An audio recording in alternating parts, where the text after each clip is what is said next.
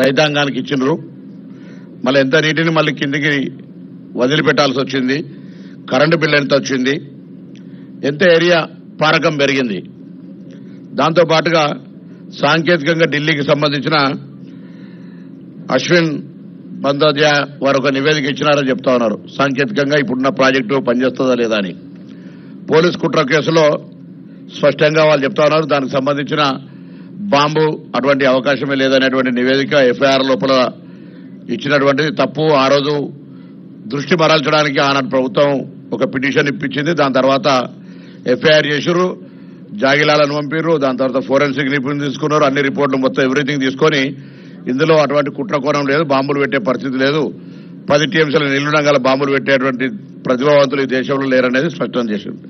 So సాంకేతిక లోపం మళ్ళీ భవిష్యత్తు నిర్మాణం సంబంధించి మీరు గౌరవ పెద్దలు ప్రభుత్వం నిర్ణయం తీసుకుంటారు. కానీ ఇంతకుముందు చెప్పినట్టుగా ఈ ప్రాజెక్టుకు సంబంధించి మానస పుత్రిక మాకైతే సరే గౌరవ ప్రాజెక్టు చర్చ లేదని అడిగితే అది ఫ్లడ్ ఫ్లో కెనాల్ కింద వస్తుందని చెప్తాను, దీనికి సంబంధం లేదని.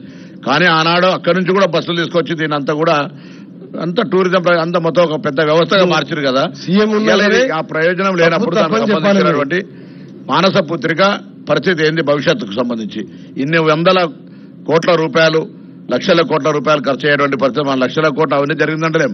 కానీ ఇంత పెద్ద ధనం పెట్టుబడి పెట్టిన తర్వాత ఈ ప్రాజెక్టు ఉపయోగపడబోతే ఆనాడు చెప్పారు పత్రికలు మనం చూసినాం, ఆసియా ఖండంలో ప్రపంచంలో ఇంత గొప్ప సిమెంట్ నిర్మాణం లేదు ఇది అని అనేక రకాలుగా మనం కథనాలు చూసినప్పుడు ఇప్పుడు వాస్తవ పరిస్థితి చూస్తే ప్రభుత్వంలో ఉండి చూస్తే కొద్దిగా దీన్ని ప్రజలకందరూ కూడా ఆనాడు ఈ సంఘటన జరిగినప్పుడు ప్రభుత్వం స్పష్టత చెప్పలేకపోయింది.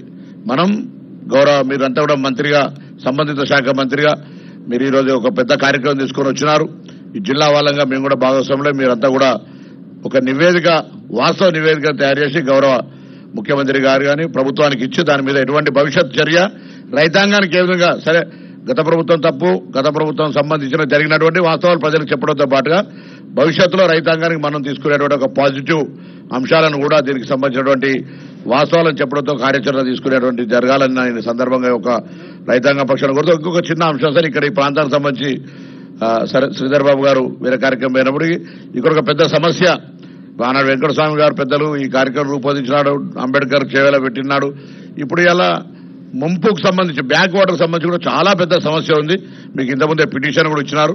ఆ అంశం కూడా నష్టం ఆల్రెడీ భూసేకరణ జరిగింది, భూ నిర్వాసితుల ఇష్యూ అని పక్కన పెడితే ప్రాజెక్ట్ కట్టిన తర్వాత వెనుకకు వచ్చి ఎన్ని ఎకరాలు అవుతాయి ప్రకాశం రెడ్డి, అదొక నష్టం మీద కూడా కొంచెం చర్య తీసుకోవాలని సందర్భంగా నేను కోరుతూ ఆ రోజు మరి 5 మే 2012 నాడు ఆ రోజు అశోక్ చౌహాన్ గారు, పవన్ బన్సాల్ గారు నీటిపారుదల మరి సిడబ్ల్యూసీ మంత్రి, వాటర్ దానికి సంబంధించి కేంద్రంలో కిరణ్ కుమార్ రెడ్డి గారు ముఖ్యమంత్రి, మేమంతా కూడా ఎంపీలంగా ఆ రోజు వాటర్ రిసోర్సుల అగ్రిమెంట్లో ఉంటే మేము ఆ రోజు దాని తదుపరి ప్రభుత్వ నిర్ణయం 5వ తారీఖు 5వ నెల 2012 దాని తర్వాత జరిగినప్పుడు ఆ మీటింగ్ ప్రొసీడింగ్స్ కావచ్చు, తర్వాత ఇప్పుడు డేట్స్ ఇచ్చినారు.